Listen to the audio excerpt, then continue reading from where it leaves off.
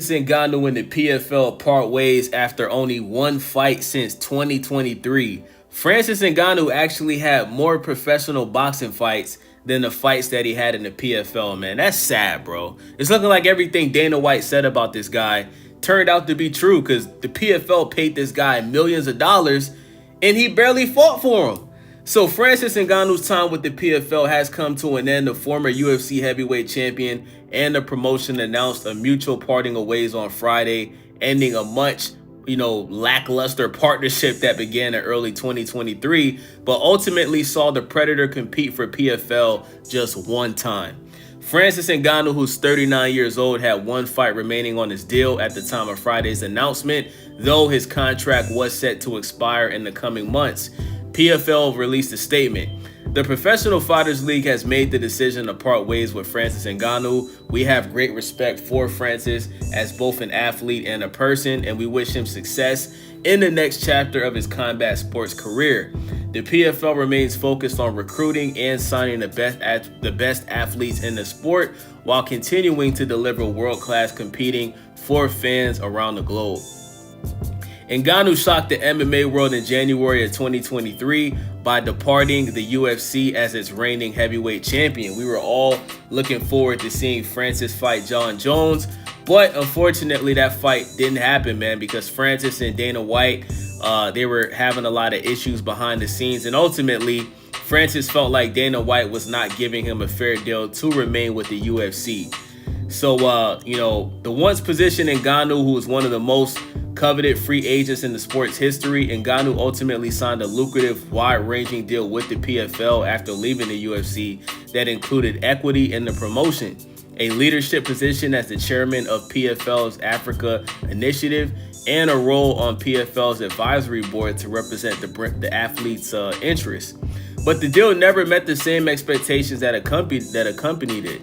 Ngannou fought only one time for the PFL, which was a first-round knockout of PFL heavyweight tournament champion Renan Ferreira in October of 2024.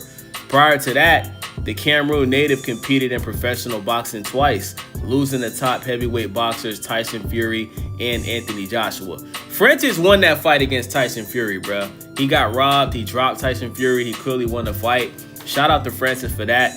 But Anthony Joshua knocked Francis Ngannou out. So like I said, man, this guy fought more professional boxing fights while under contract for the PFL than he did for the PFL that invested millions of dollars into him and gave him everything that he asked for with the UFC. So the PFL got screwed, guys. Ngannou has remained on the sidelines since his win over Ferreira, but remains one of the top-ranked heavyweights in MMA. In December, he told Uncrowned that his ideal next opponents were Deontay Wilder in boxing and Jon Jones in MMA, neither of which were possible under the PFL banner, which should have served as a clear sign of where the partnership was headed. Now, Francis Ngannou, bro, you had an opportunity to fight Jake Paul. Before Anthony Joshua took that fight, you could have fought Jake Paul. You could have made the biggest payday of your career, and you could have put yourself in position to go after a Deontay Wilder fight. But instead, you turned down the Jake Paul fight, which makes me think that you were scared. You didn't want that smoke, because say what you want about Jake Paul, but Jake Paul is a professional boxer, bro. You know what I'm saying? Like, he has skills to pay the bills, you feel me? He beat Mike Tyson, even though Mike Tyson clearly wasn't anywhere close to being in his prime anymore. Mike Tyson just looked horrible in that fight. But still, bro, Jake Paul, he got skills in the boxing ring, bro. And I feel like Francis Ngannou, if he really believes he's a decent boxer, he should have taken that fight. And if he would have knocked out Jake Paul the way Anthony Joshua did, that would have boosted Francis Ngannou's popularity. But now you have a situation where, people are looking at you like you're a scammer. You know what I'm saying? Like, you accuse Dana White of, mistreating you and not giving you what you wanted.